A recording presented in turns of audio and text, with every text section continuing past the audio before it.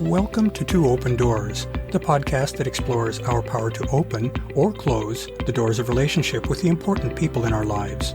We hope you'll learn from and share your wisdom with our community. Thanks for joining us.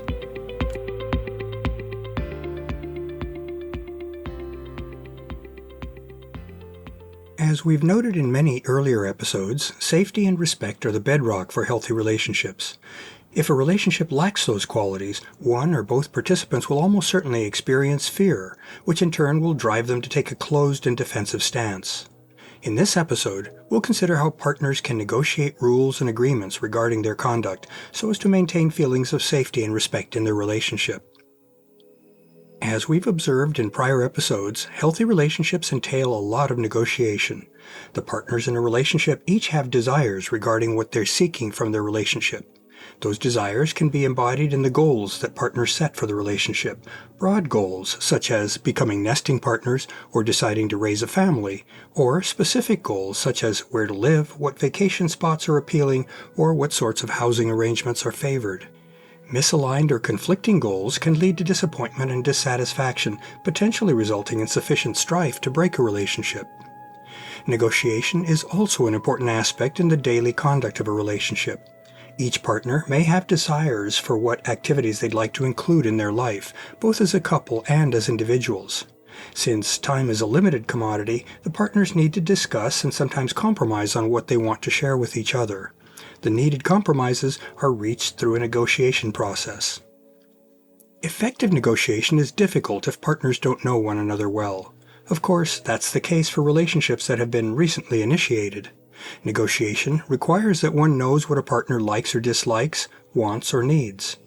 Partners learn those things about each other by interacting with each other over time. As partners come to understand what each values and what's important to each of them, that understanding can be used to guide the negotiation process.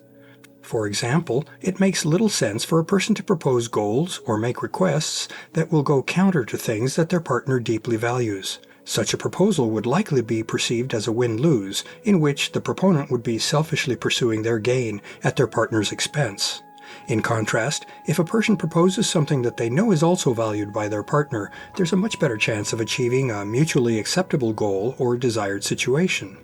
Such a proposal might require minor concessions from one or both partners, but neither partner is likely to end up feeling discounted or taken advantage of.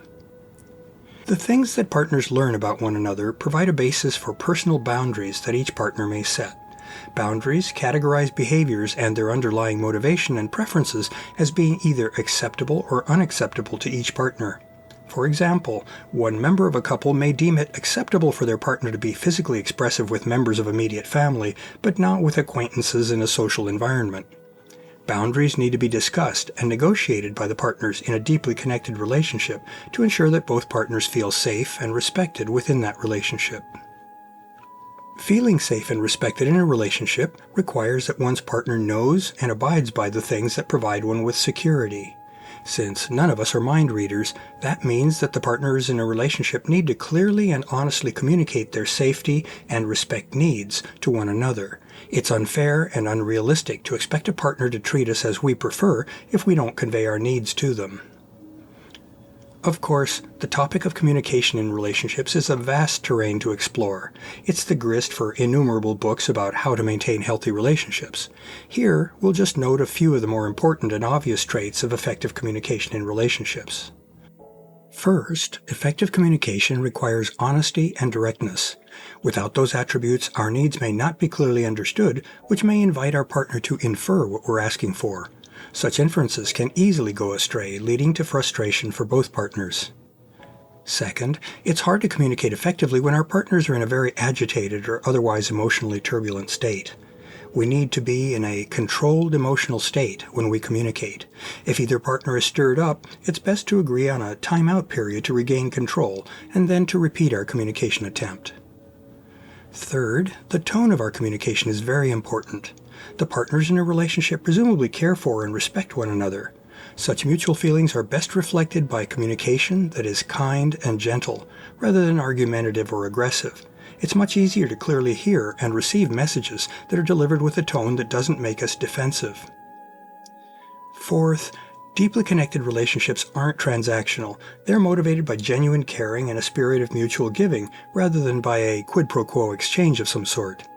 Unlike more superficial sorts of relationships, intimate connections require a willingness on the part of both partners to be vulnerable toward one another. That vulnerability is made possible by the trust and the feelings of safety that are shared by the partners in such relationships.